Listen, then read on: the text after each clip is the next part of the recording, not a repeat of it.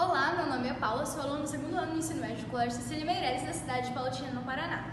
Fui orientada pela professora Cláudia e desenvolvi o projeto Estudo Potencial Alelopático do extrato aquoso da folha da mangueira sobre a germinação das sementes do picão preto e da alface.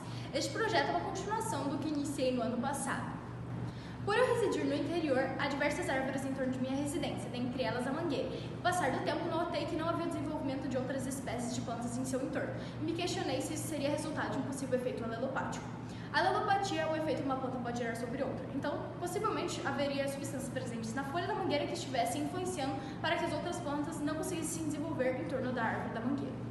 Ano passado, eu utilizei de um extrato das folhas e flores da mangueira e apliquei sobre as sementes do picão preto e da alface, e o experimento foi realizado in vitro. Ao final, constatou-se que não houve uma interferência significativa no desenvolvimento das plântulas. Portanto, este ano, em busca de novos resultados, utilizando de métodos diferentes, resolvi dar continuidade ao projeto.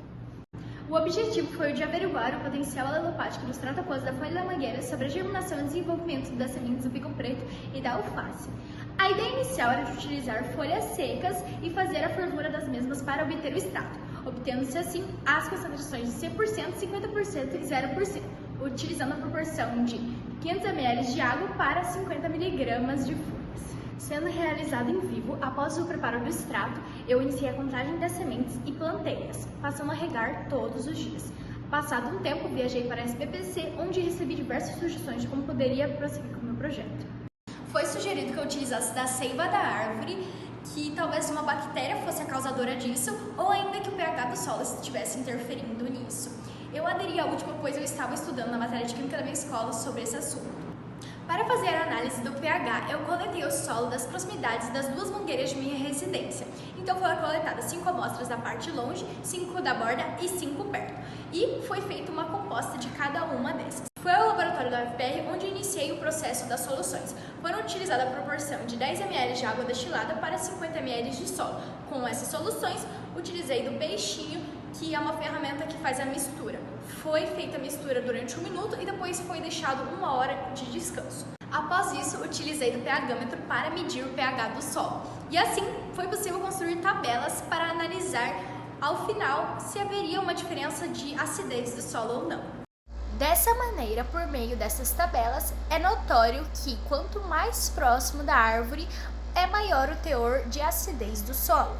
Passado alguns dias, voltei ao laboratório, onde fiz a medição da parte radicular e parte aérea das plântulas, podendo assim fazer a montagem de tabelas e utilizar do teste T.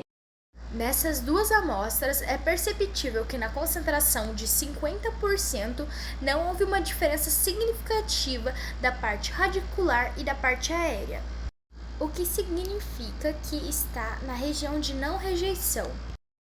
Ou seja, se ela está na região de não rejeição, quer dizer que não houve uma significativa diferença. Porém, na concentração 100%, houve diferenças significativas no parâmetro das médias radicular e da parte aérea das plântulas, o que significa que está na região de rejeição, ou seja, houve uma diferença significativa. Portanto, os resultados desse estudo validam a alelopatia do extrato 100% da mangueira sobre a plântula da alface.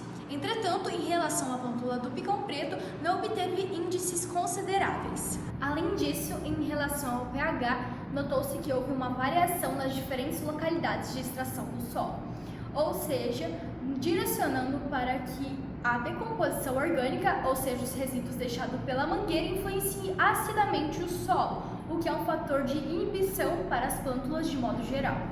Sendo assim, a sombra, o pH e a alelopatia são fatores que contribuem negativamente para o desenvolvimento das plantas. Muito obrigada pela atenção!